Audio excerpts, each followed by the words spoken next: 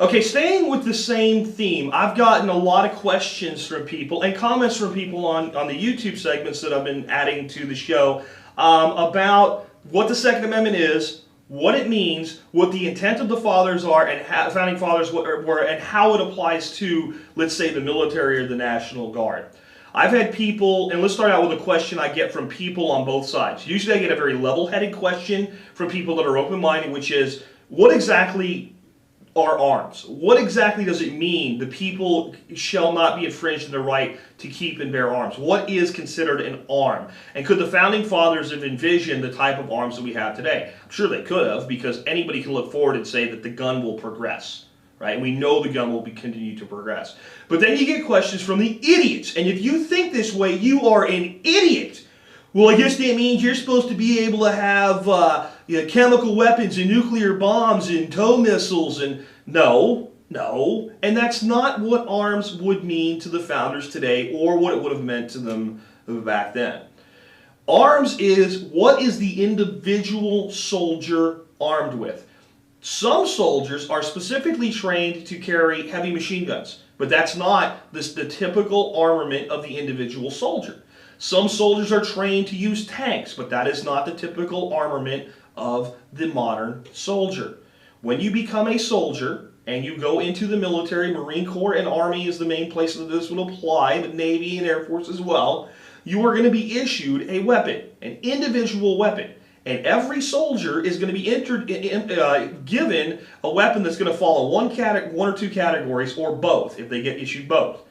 A selective fire rifle, or a semi-automatic pistol, or both. That is the definition of arms, because it's what the individual carries as their individual arms.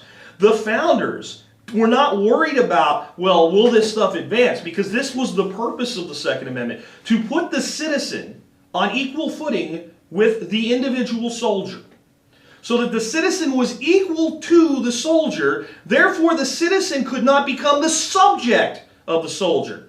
There were three main driving forces on the right to keep and bear arms behind the concept of a militia.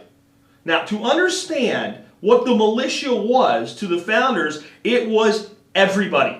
It was everybody. There was even a militia act that required you, if you were a male over 18 years of age, to have a rifle, to have ammo to go with it, and to be able to use it.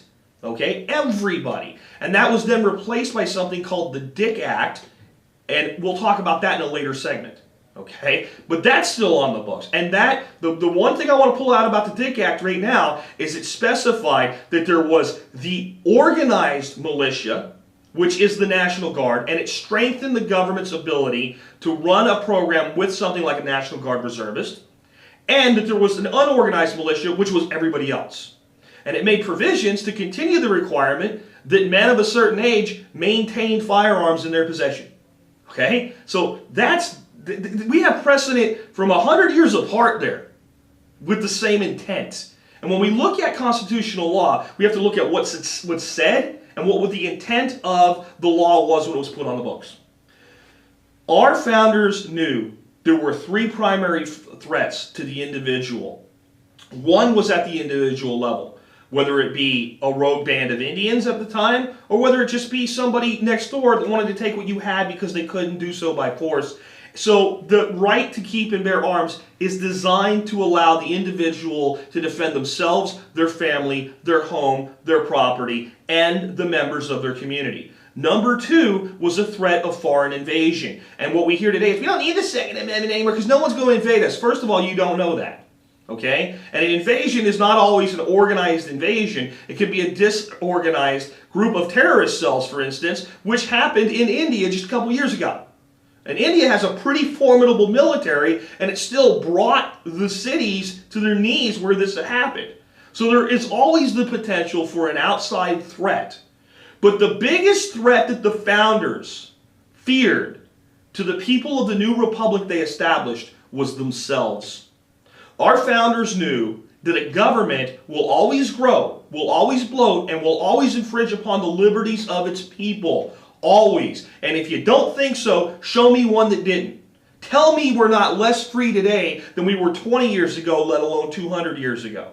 And the individual being armed was seen as the final check on the power of government. That a people who are armed and can defend themselves will only compromise so far. That's the purpose of the Second Amendment. As far as I've had people ask me, well, if it's the militia, what militia are you part of? I am the part of the United States militia. The part of the militia that you're a part of, whether you want to be or not. The fact that every citizen has a duty to defend this nation from all enemies, both foreign and domestic. That militia. That militia. That is the militia. And it doesn't even matter what the founders used to justify the Second Amendment. The amendment is written in two parts. The second part is the right of the people to keep and bear arms shall not be infringed. Shall not. In any legal contract, that is an absolute. Do you get that? It's every legal contract ever written using the term shall not is seen as an absolute.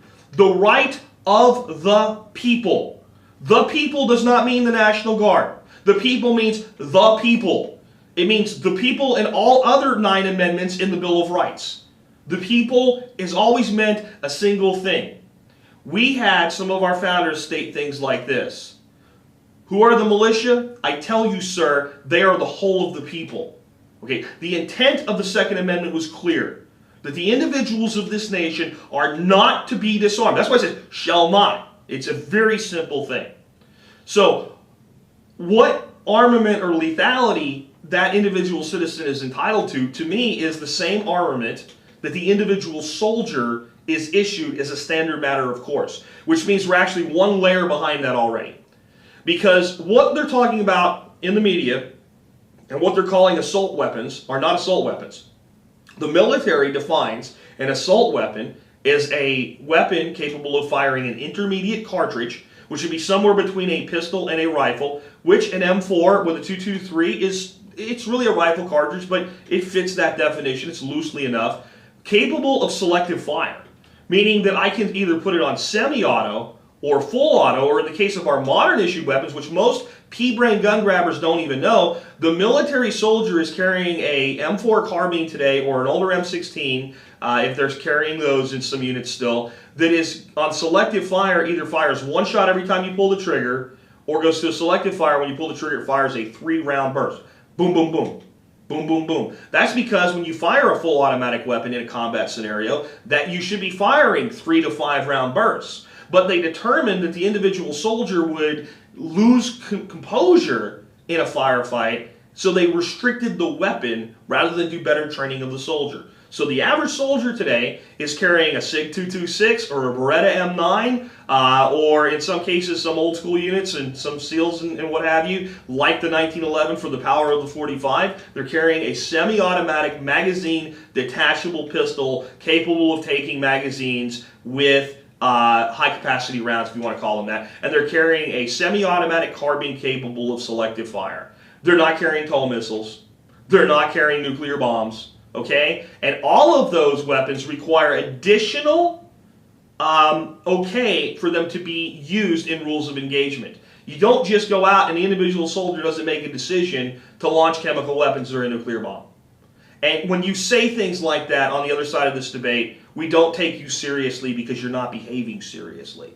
You're acting like a fool. If you want to debate on gun control with people that are pro-gun, I have some suggestions. Number one, learn something about guns so you know what the hell you're talking about, because that will help us actually take you seriously. Number two, learn a little about the history of this country and its Constitution, and don't believe the media talking points that are given to you.